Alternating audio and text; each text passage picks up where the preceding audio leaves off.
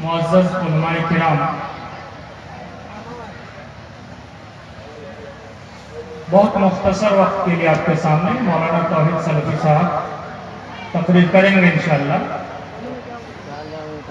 وقت کے لحاظ سے مولانا مشتاق ندوی صاحب نے اسلام کا نظریہ خدمت خلق کے سلسلے میں انہوں نے مدلل انداز میں پیش کیا۔ آج پوری دنیا میں یہ کوشش کی جا رہی ہے کہ اسلام بنیاد پرستوں کا مذہب ہے۔ جو لوگ روڑھی وادی ہیں وہی لوگ اسلام مانتے ہیں، لیکن غلط بات ہے۔ اسلام بڑا ادار مذہب ہے، دھرم۔ اسلام کی گود بہت کشادہ ہے، اسلام کا دامن بڑا شفاف ہے۔ اسلام میں پانی کو بھی ناجائز طور پر بہانے سے منع کیا گیا، تو کسی کا خون کیسے بہانے کے لیے کہے گا؟ کبھی اسلام کو دہشت گردی سے لوگ جوڑنے کی کوشش کرتے ہیں۔ دہشت گردی کا مذہب نہیں ہے، امن کا مذہب ہے، سلامتی کا مذہب ہے، اخوت کا مذہب ہے، بھائی چارگی کا مذہب ہے۔ ایک حدیث جو میں نے آپ کے سامنے پڑھی، اور سورہ قریش میں جو اللہ تبارک و تعالیٰ نے وَآمَنَهُمْ مِنْ خَوْفٍ کہا، یعنی مکے والوں کو، عرب کے لوگوں کو اللہ تبارک و تعالیٰ نے بھوکے میں کھانا کھلایا اور امن و شانتی سے نوازا، خوف سے ان لوگوں کو دور کر دیا۔ تو اسلام آنے کی وجہ سے بھوک بھی جاتی ہے۔ اگر اسلام پر صحیح طریقے پر آپ عمل کریں گے تو غریبی کا علاج ڈھنگ سے ہوگا دوستو، اور اسی طرح سے خوف جاتا رہے گا، امن آئے گا آپ کے پاس، امن شانتی آئے گی، سکون آئے گا، ماحول بڑا اچھا بنے گا۔ اس لیے اللہ کے رسول صلی اللہ علیہ وسلم نے کہا من اصبح منکم آمنا فی سربہ، تم میں سے کوئی اگر صبح کرتا ہے اس حال میں کہ اپنے گھر میں بڑے امن و شانتی کے ساتھ، معافن فی جسدہ،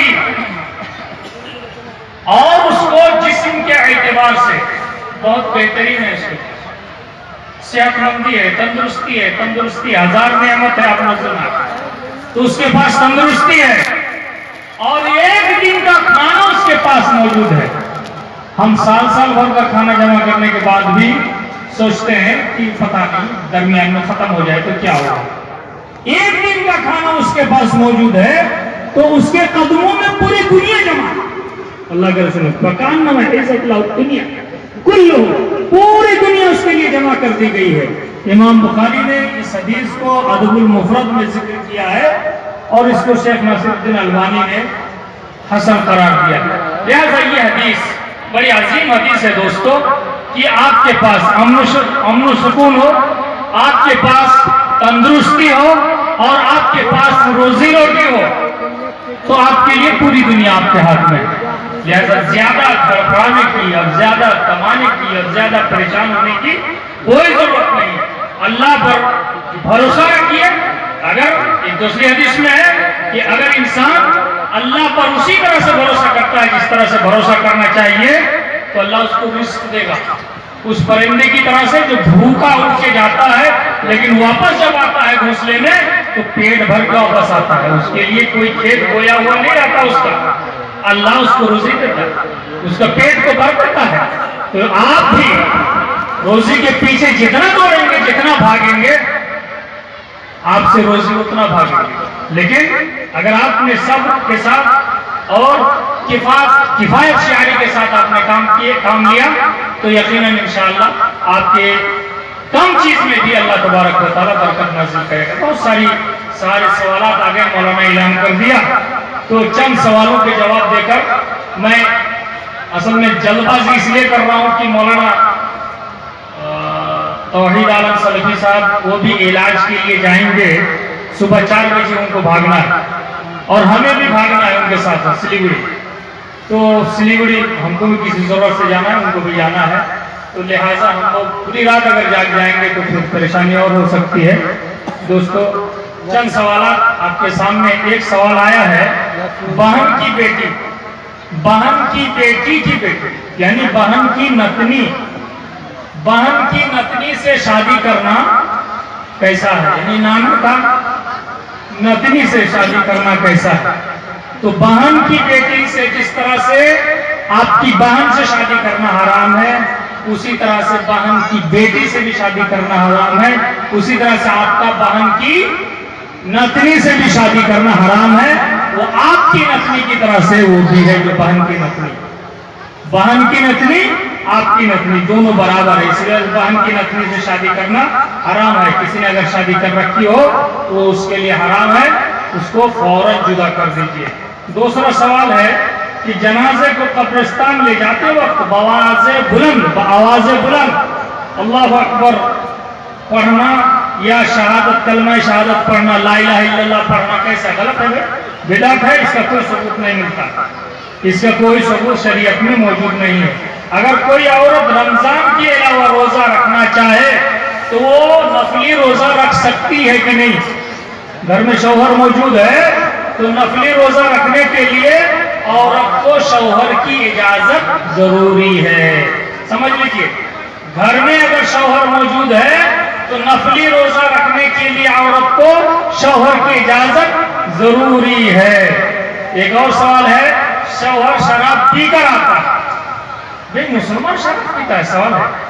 شراب پی کر گھر میں آتا ہے اور اس کی بیوی اسی گھر میں آ کر نماز پڑھتی ہے، تو شرابی کے گھر میں نماز پڑھنا اس کے لیے کیسا ہے؟ کہ صاف ستھرا جگہ رکھا ہے، اس نماز پڑھ سکتی ہے. لیکن شرابی شوہر ہے تو شرابی شوہر کو آپ سمجھ لیجیے اس کے لیے کہ شرابی شوہر کو قیامت کے دن وسارت اہل الجنہ یا اہل النار یعنی جہنمیوں کا پیپ اس کو پلایا جائے گا. کہ شراب بھی کوئی پینے کی چیز ہے؟ استغفر اللہ. ام الخبائث ہے شراب، تمام برائیوں کی جڑ ہے شراب. شراب پینے کے بعد انسان اور کچھ نہیں اس کے پاس رہتا ہے، سب کچھ وہ کر جاتا ہے، جو جتنے گناہ کرنے کے ہوتے ہیں سب کر جاتا ہے. اس وجہ سے شراب کیوں پیا؟ تو جو شراب پی کر شوہر آتا ہے اس گھر میں عورت اگر اس کی بیوی نمازی ہے تو اس گھر میں نماز سب پڑھ سکتی ہے. میت کو دفنانے کے بعد اجتماعی دعا کرنا کیسا ہے؟ میت کو دفنانے کے بعد اجتماعی دعا کرنا، ہاتھ اٹھا کر اجتماعی دعا کرنا، اس کا کوئی ثبوت نہیں ملتا ہے. استغفروا لأخیکم وصلوا لہ التسلیم فإنہ الآن یسأل. یہ روایت ہے، یہ صحیح روایت. اللہ کے رسول صلی اللہ علیہ وسلم نے کہا کہ تم اپنے بھائی کے لیے دعائیں استغفار کرو، اور ہر استغفار کے لیے ہاتھ اٹھانا ضروری نہیں ہے. دوستو اللہ کے رسول ہاتھ اٹھانے کے لیے کیوں بولتے ہیں؟ ہاتھ اٹھانے کے لیے تو نہیں کہا، استغفار کرنے کے لیے کہا اور ثابت قدمی کی دعا کے لیے کہا. آپ ہاتھ خود بخود اٹھا لیتے، کوئی بھی نقل کر دیتا. اللہ کے رسول ہاتھ نہیں اٹھایا تھا. شیخ ابن حسین اس کی تشریح بیان کرتے ہیں کہ اس حدیث پر عمل کرتے ہوئے آپ مٹی دینے کے بعد آپ قبر کے پاس کھڑے ہو کر اللہم اغفر لہو، اللہم اغفر لہو، اللہم ثبتہو، اللہم ثبتہو، اللہم ثبتہو. اس کا ترجمہ ہے اللہ اس کو معاف کر دے، اللہ اس کو معاف کر دے، اللہ اس کو ثابت قدم رکھ، اللہ اس کو ثابت قدم رکھ، اللہ اس کو ثابت. آپ اردو میں بول دیں گے، بنگلہ میں بول دیں گے، چل دیجیے کوئی جھمیلا نہیں. دوسرا نکاح کے بعد، دوسرا سوال، کیا نکاح کے بعد اجتماعی دعا ہاتھ اٹھا کر ہے؟ نکاح کے بعد بھی اجتماعی دعا ہاتھ اٹھا کر موجود نہیں ہے، بلکہ جو دعا اللہ کے رسول صلی اللہ علیہ وسلم نے زوجین کے لیے کی ہے، بارک اللہ لکما وبارک علیکما وجمع بینکما فی خیر. بارک اللہ لکما وبارک علیکما وجمع بینکما فی خیر. یہ دعا، اس کے علاوہ کوئی دعا نہیں ہے. لیکن حضرت آدم علیہ السلام سے لے کر حضرت علی اور فاطمہ اور نہ جانے کتنے لوگ جتنے جوڑے ہیں مولانا کھڑے ہو جاتے ہیں اور شروع کر دیتے ہیں دعا، پتہ نہیں کہاں سے لے کر آتے ہیں.